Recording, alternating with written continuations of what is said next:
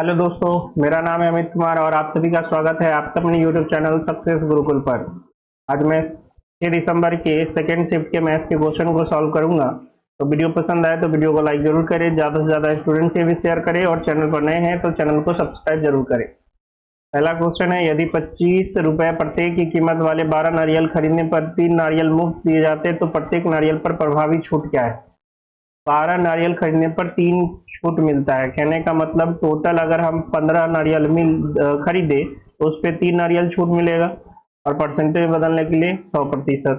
3 से कट गया 5 बार में, 5 से कट गया 20 बार में, यानी हमें 20% का छूट दिया जा रहा है। Option number 3। कॉटे बराबर 15/8 तो tan 2a का मान निकालिए। तो यहाँ से हमें tan a पता चल जाएगा कितना, 8/15। अब tan 2a क्या होता है, tan 2a tan के पदों में होता है 2 tan a बटा 1 माइनस tan स्क्वायर a, यानी 2 इंटू 8/15 बटा 1 माइनस 8/15 का स्क्वायर, यानी 16/15। और ये हो जाएगा 225 माइनस 64 बटा 225 और ये 16/15। तो 15 से 15 ये हो गया 15 बार में कैंसिल, ऊपर जाएगा तो 16 गुना 15 240 और 225 में से 64 गया तो 1 और 16 में से 22 में से 6 गया तो 16, यानी 240/161। पीयूष ने अनुज को 16% लाभ पर एक गिटार बेचा और अनुज ने इसे 32% लाभ पर मयंक को बेच दिया। यदि मयंक ने गिटार के लिए 3,828 रुपये का भुगतान किया तो पीयूष ने उसके लिए कितनी राशि का भुगतान किया। यानी 3,828 रुपया पड़ा किसको, मयंक को, और मयंक पर को कितना में खरीदा था, 32%। मतलब अनुज जो है इसको मयंक को 32% लाभ पर बेच रहा था, मतलब ये 132 का वैल्यू है। अगर 100 से गुना कर दे तो हमें अनुज का वैल्यू मिल जाएगा, और अनुज इसे खुद खरीदा था 16% लाभ देकर, यानी पीयूष अनुज को 16% लाभ पर देकर बेचा था, मतलब ये 116 का वैल्यू है, हमें 100 का चाहिए तो ये पीयूष का वैल्यू हो जाएगा। तो 116 से काट देते हैं 3 बार में, 16 100 348 और इधर 34 348 और 33 से ये कट जाएगा 4 बार में और 4 से ये कट जाएगा 25 बार में, यानी पीयूष को यह जो गिटार है वो 2500 रुपये का पड़ा। cos -17π/3 का मान ज्ञात कीजिए। तो आप सभी को पता होगा कि किसी भी ट्रिग्नोमेट्रिक फंक्शन के एंगल से पाई 2π का कोई भी गुणज हम जोड़ दे या घटा दे, 2π का कोई भी गुणज जोड़ दे या घटा दे, ऐसा करने से उस त्रिकोणमितीय फलन के मान में कोई फर्क नहीं पड़ता है। तो यहाँ माइनस है तो हमें जोड़ना पड़ेगा, कितना जोड़े जो हमें 0 से 90 के बीच का एंगल मिल जाए। तो 2π जोड़ेंगे 6π होगा, अगर 4π जोड़ेंगे 12π, 6π जोड़ दें तो 18π हो जाएगा। ऐसा करने से इसके मान में कोई फर्क नहीं आएगा। तो cos ये -17π और 18π यानी π/3, और cos π/3 मतलब cos 60 डिग्री का वैल्यू क्या होता है, 1/2 होता है। ऑप्शन नंबर cos 37 बटा sin 55। सबको पता है कि cos 37 को हम लोग लिख सकते हैं 90 - 53 और cos 90 माइनस थीटा क्या होता है, sin थीटा, यानी ये क्या है, sin 53 डिग्री है। तो cos 37 जो है sin 53 के ही बराबर है, तो इक्वल है, कैंसिल होकर क्या हो जाएगा, 1 हो जाएगा। लोहे के पाइप पर बाहरी व्यास जो है 20 सेंटीमीटर है और इसकी लंबाई 12 सेंटीमीटर। यदि पाइप की मोटाई 1 सेंटीमीटर है तो पाइप का पृष्ठीय क्षेत्रफल ज्ञात करें जो दशमलव के 2 स्थान तक सही हो। तो पाइप का जो बाहरी त्रिज्या है वो 10 हो जाएगा, व्यास अगर 20 है तो, और मोटाई 1 दे रखा है तो इसको हम लोग कैपिटल R कर दें, ये बाहरी त्रिज्या है, और भीतरी त्रिज्या इसका 9 सेंटीमीटर हो जाएगा। तो इसका जो पृष्ठीय क्षेत्रफल होगा उसमें 2 पार्ट होंगे, एक वक्र पृष्ठ क्षेत्रफल और एक आधार और शीर्ष। वक्र पृष्ठ क्षेत्रफल हो जाएगा 2π r + r × h, और जो दोनों किनारों का एरिया है वो हो जाएगा 2π r² - r²। यहाँ से 2π अगर कॉमन ले ले तो r + r ये 19 हो जाएगा और h दिया हुआ है 12, और यहाँ पर ये हो जाएगा, ये भी 19 हो जाएगा, और a² - b², तो a + b × a - b 10 + 9 × 10 - 9 1 ही हो जाएगा। ठीक है ना। तो यहाँ से 2 इंटू 22/7 और 19 भी कॉमन ले ले तो 12 1 13 हो जाएगा, है ना। तो यहाँ से जो है भाग देना है इतना गुना करके, तो 22 और इधर हो गया 4 गुना 11 और गुना में 13 नामा 117, 11 13 और 11 24, 13 और 11 24 बटा 7, 4 से गुना कर लेते हैं तो 7 चक 28, 4 चक 16 और 2 18, 4 दूना 8 और 1 9 बटा 7 और इंटू में है 11, यानी 11 से अगर गुना कर दे इसमें तो 8 8 8 16 1 और 8 9 17 1 18 1 9 1 10 बटा 7, तो 7 एकम 7, 3 उतरा 5, 7 पच्चे 35, 3 7 पच्चे 35, 7 दूना 14, 4 7 पच्चे 35, यानी 1552.57, ऑप्शन नंबर 3। निम्नलिखित में से कौन सही है, कथन को चुने। दो या दो से अधिक संख्याओं का महत्तम समापवर्तक वह महत्तम संख्या है जो दी गई संख्या को सभी संख्याओं को पूर्णतः विभाजित करती है। बात सही है। एचसीएफ का जो डिफिनीशन है, जो महत्तम समापवर्तक का डिफिनीशन यही है, वह बड़ी से बड़ी संख्या जो दी गई संख्या को पूर्णतः क्या कर दे, विभाजित कर दे। महत्तम समापवर्तक को लघुत्तम उभयनिष्ठ भाजक भी कहा जाता है, एकदम गलत है। महत्तम को लघुत्तम कहाँ से कर देंगे। महत्तम समापवर्तक की अभाज्य गुणनखंड विधि में दी गई सभी संख्याओं के गुणज सूचीबद्ध होते हैं, नहीं ये गलत है। जो उभयनिष्ठ जो गुणनखंड होते हैं वही आते हैं, उभयनिष्ठ अभाज्य गुणनखंड सभी किस में आएंगे, सभी एलसीएम में आते हैं, एचसीएफ में नहीं आते। महत्तम समापवर्तक दी गई संख्याओं का लघुत्तम समापवर्त है, कभी नहीं। एचसीएफ अलग है और एचसीएफ एलसीएम अलग चीज है, तो ऑप्शन नंबर 1 सही है। 6,50,000 की कीमत वाली कार कुछ डाउन पेमेंट करके खरीदी जाती है। शेष राशि पर एक मुश्त 10% का साधारण ब्याज लगाया जाता है और राशि का भुगतान 25,000 की 20 समान वार्षिक किस्तों में किया जाना है। डाउन पेमेंट की राशि कितनी है। मतलब 6,50,000 में खरीदा, कुछ डाउन पेमेंट किया और जितना राशि बच गया उस पर 10% एक बार में साधारण ब्याज दे दिया। अब कह रहा है कि जो भी राशि ब्याज के साथ होती उसको 25,000 के 20 समान किस्तों में चुकाया गया है। तो 25,000 गुना 20 किस्त अगर कर देंगे तो हमारे पास आ जाएगा कितना, 5 लाख रुपए। और ये 5 लाख रुपए सूद सहित है। कितना सूद है, 10%। मतलब ये 11 का वैल्यू है, अगर हम 10 का वैल्यू निकाल लें तो हमें पता चल जाएगी राशि कितनी बची थी। तो 5 क्या वो शून्य हो जाएगा, 6 शून्य बटा 11, 11 चक 44, 6 11 पच्चे 55, 5 11 चक 44, 6 11 पच्चे 55, 11 चक 44 और 11 पच्चे 55, इकाई दहाई सैकड़ा हजार 10,000 लाख दशमलव ये 4 5 आते रहेगा, यानी 4,54,545। इतना राशि शेष बचा हुआ था डाउन पेमेंट करने के बाद। तो डाउन पेमेंट कितना का होगा, तो 6,50,000 में से हम लोग घटा लेंगे 4,54,545.45। तो यहाँ 5 5 हो जाएगा और ये 9 में से 5 गया 4, 9 में से 4 गया 5, 9 में से 5 गया 4 और ये 9 में से 4 गया तो 5 और 14 में से 5 गया तो 9 और ये हो गया 1, यानी 1,95,454, 1,95,000 लगभग में 455 हो जाएगा, ऑप्शन नंबर 2। एक वृत्त दिया गया है जिसमें पाई चार्ट है और 8 स्कूलों में लड़कों की कुल संख्या 12,000 दी हुई है।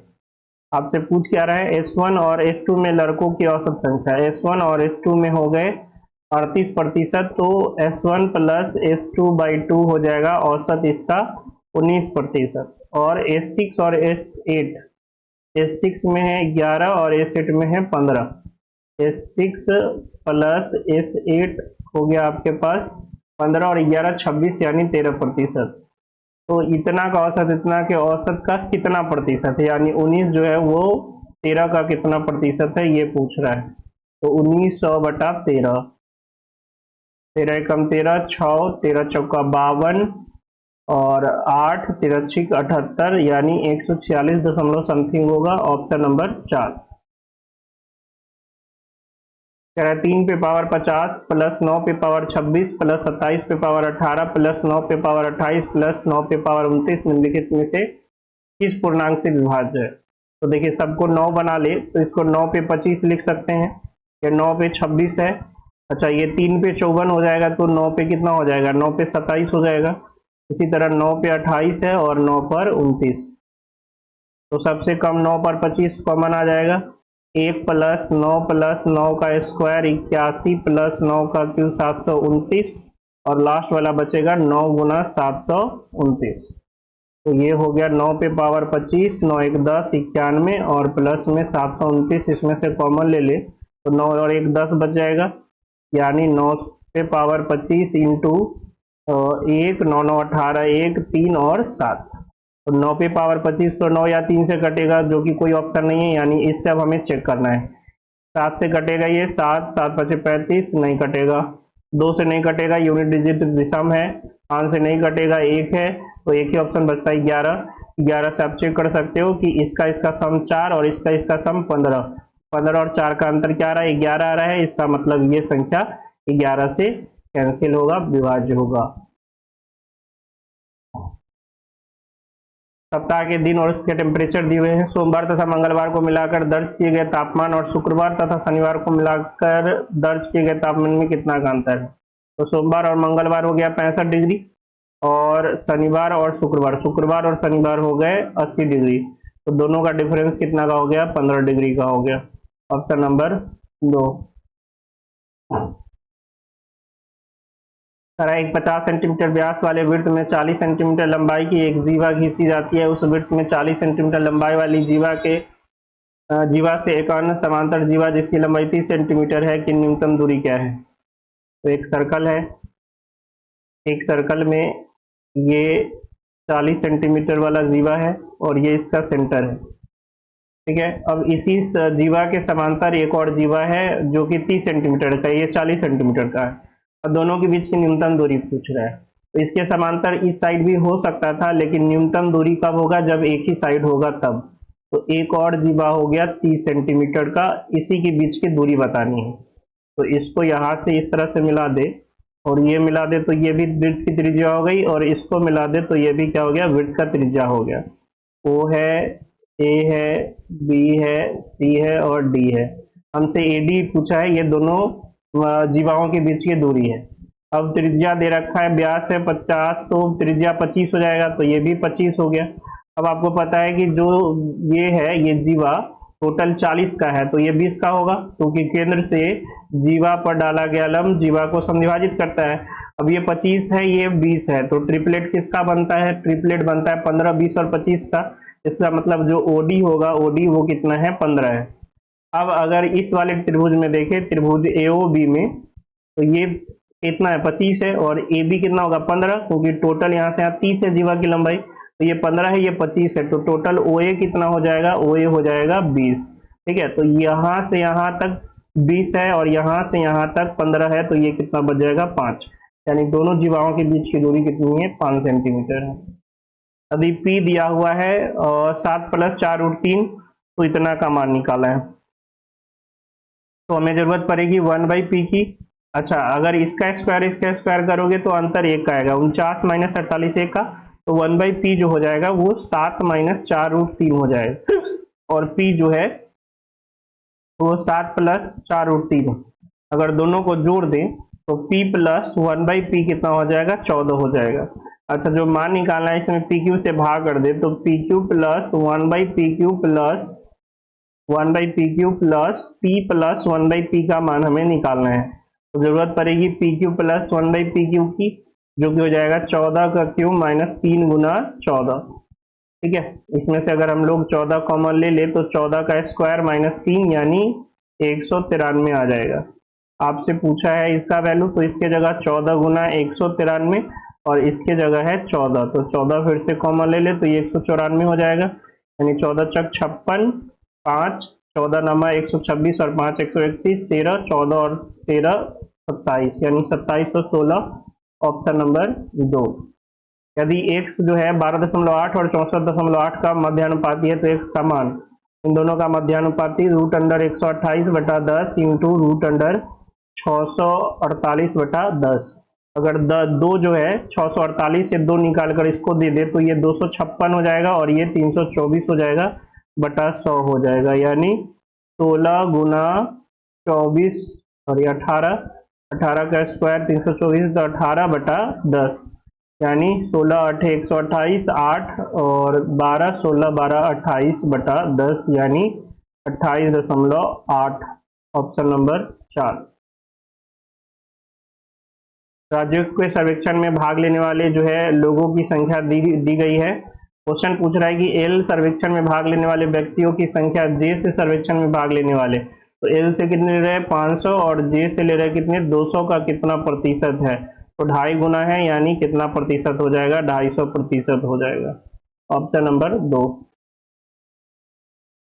पुरुषों के एक समूह में 6 दिनों में काम करने का फैसला लिया गया, लेकिन हर दिन 18 व्यक्ति काम छोड़ते गए। यदि काम 8 दिनों में पूरा किया जाता है तो प्रारंभ में कितने पुरुषों ने काम करने का निर्णय लिया था। मान लीजिए शुरू में x पुरुष थे पहला दिन, दूसरा दिन x-18 हो गए, तीसरा दिन x-36 हो गए, और इस तरह से ये सिलसिला जो है 8 दिनों तक चला और काम कंप्लीट हो गया। अच्छा, अगर पुरुष नहीं छोड़ता, एक ही पुरुष काम करता डेली x x x, तो 6 दिन में कितना काम होता है 6 गुना x, ये भी टोटल काम है और ये भी टोटल काम है, दोनों इक्वल हो जाएंगे। तो इसमें x कितने आएंगे 8 दिन तक 8x आ जाएगा, और 18 36 ये ऐसे कितने टर्म होंगे 7। अगर 18 कॉमन ले ले तो यहाँ 1 बचेगा, यहाँ 2 बचेगा, और यह कहाँ तक जाएगा 7 तक जाएगा, क्योंकि एक दिन में 18 नहीं है, बाकी दूसरे दिन से 18 कम रहे, तो 7 टर्म तक ये जाएगा इक्वल टू 6x। 6x को इधर भेजेंगे 2x इक्वल टू 18 इंटू 1 से लेकर 7 तक का जोड़ n इंटू n प्लस 1/2, यानी 7 इंटू 7 प्लस 1 8/2, तो 2 से कट गया ये 9 बार में, और 2 से ये कट गया 4 बार में, यानी x इक्वल टू 28 गुना 9 यानी 252। यानी शुरुआत में व्यक्तियों की संख्या कितनी थी 252 थी। एक पाई चार्ट दिया हुआ है परसेंटेज में, और टोटल फैक्ट्रियों का जो उत्पादन है वो 12,000 है। आपसे पूछ रहा है J1 और J2 माइनस J2 का अंतर। J1 दिया हुआ है P और R के औसत उत्पादन, P और R यानी 42% का औसत उत्पादन हो जाएगा कितना 21%, और Q और T ये J1 है, और J2 है Q और T 15 और 35, तो ये हो गया Q और T का उत्पादन 17.5%, इसका डिफरेंस हो जाएगा 3.5% का, यानी 12,000 का 3.5%। 2 जीरो से 2 जीरो कैंसिल, यानी 12 गुना 35, 35 12 25 60, 0 12 3 36 और 4 42 420। Option number 1। एक दुकानदार के पास 2220 केजी चावल है। चावलों के एक भाग को वह 20% के लाभ पर तथा शेष को 12% के लाभ पर बेचता है, उसे कुल मिलाकर 18% का लाभ होता है, तो 12% लाभ पर बेची गई मात्रा क्या होगी। तो यहाँ एलिगेशन लगेगा, क्योंकि हमें 20% वाला का पता है, जो है 12% वाला का पता है, और टोटल जो एवरेज है इसका वो 18% है। यहाँ से रेशियो निकालेंगे 6:2, यानी 3:1, यानी 3 यूनिट 20% पर बेच रहे हैं तो 1 यूनिट 12% पे बेच रहे हैं, तो टोटल 4 यूनिट का वैल्यू दे रखा है 2220 केजी। यहाँ से 1 यूनिट का वैल्यू 5 आ जाएगा। आपसे पूछा है 12% पर कितना बेचा है, तो 12% पर 1 यूनिट बेचा है, तो 1 यूनिट का वैल्यू ही 5 है, यानी 555 केजी। एक समबाहु त्रिभुज की भुजा, एक समबाहु त्रिभुज की ऊंचाई दे रखी है 7√3 सेंटीमीटर, तो इसका क्षेत्रफल ज्ञात करना है। तो भुजा क्या होता है, समबाहु ऊंचाई क्या होता है √3/2 गुना भुजा, और यही दे रखा है 7√3, तो √3 से √3 खत्म, तो भुजा पता हो गया कितना 14। आपसे एरिया पूछा है √3/4 गुना भुजा स्क्वायर, यानी 14 गुना 14, तो 2 से ये 7 बार में और ये 7 बार में, यानी 49√3 सेंटीमीटर स्क्वायर। Option number 2। ऐसे कितने वृत्त खींचे जा सकते हैं जो दो निश्चित बिंदुओं से होकर गुजरे, एक बिंदु और दो बिंदु, इससे कितने वृत्त खींचे जा सकते हैं, तो एक वृत्त हो गए, दो वृत्त हो गया,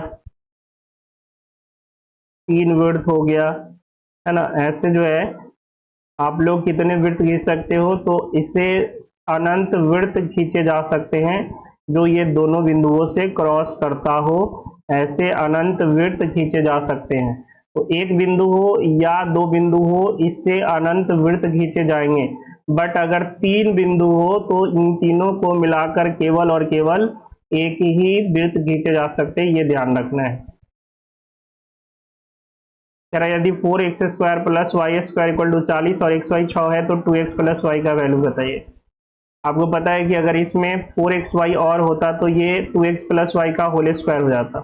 4x² + y² इसमें जोड़ देते हैं 4xy, तो इधर भी जोड़ना पड़ेगा 40 + 4xy, यानी 4 × xy का वैल्यू दे रखा है 6। इधर क्या हो जाएगा 2x + y का होल स्क्वायर, और इधर हो जाएगा 24 और 40 यानी 64, यानी 2x + y का वैल्यू आ गया कितना 8। Option number 3। वर्ष 2020 से 21 तक देश ए की जनसंख्या में p% की कमी हुई और देश बी की जनसंख्या में q% की कमी आई। यहाँ p q से बड़ा है। माना x दिए गए वर्ष में देश ए की जनसंख्या और देश बी की जनसंख्या का अनुपात है। 2020 से 21 तक x में कितने प्रतिशत की कमी आई। तो दो देश है, 2020 में ए की जनसंख्या और बी की जनसंख्या नहीं पता थी, मान लीजिए ये 100 है और ये भी 100 है। तो 2021 में इसमें p% की कमी आई है तो 100 - p हो जाएगा, और इसमें q% की कमी आई है तो 100 - q हो जाएगा। अब कह रहा है x जो है इस दिए गए देशों के दिए गए वर्ष में अनुपात है, यानी 100/100 यानी 1 है। तो कह रहा है कि यह अनुपात 2021 में कितना कम गया है। 2021 में अनुपात कितना था 100 - p/100 - q। तो पहले 1 था, अब इतना हो गया, तो कितना कम गया तो 1 - 100 - q/100 - q। और कितना में ये कमा है तो 1 में, और परसेंटेज बदलने के लिए 100%। तो आप यहाँ देखोगे इधर हो जाएगा 100 - q -100 प्लस p/100 - q और इंटू में 100, यानी बस इस 100 से ये 100 कैंसिल, तो 100 × p - q/100 - q percentage. Option number 3। बहुत सारे बच्चों के मन में ये सवाल चलेगा कि सर 100 क्यों लिए, इसको अलग अलग भी ले सकते हैं। तो आप जो भी ले सकते हो, इसका 200 भी लोगे तो भी रेशियो इतना ही आएगा, क्योंकि अगर आप 200 लेते हो तो ये 200 का यहाँ परसेंट घटेगा 200 में से, वहां से 2 कॉमन लेके फिर कैंसिल हो जाएगा, है ना।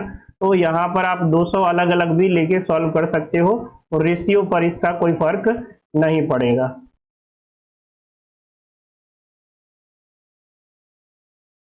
एक वृत्त पर बिंदु M से एक स्पर्श रेखा खींची जाती है जो वृत्त को T पर इस प्रकार स्पर्श करती है ताकि MT 12 सेंटीमीटर हो।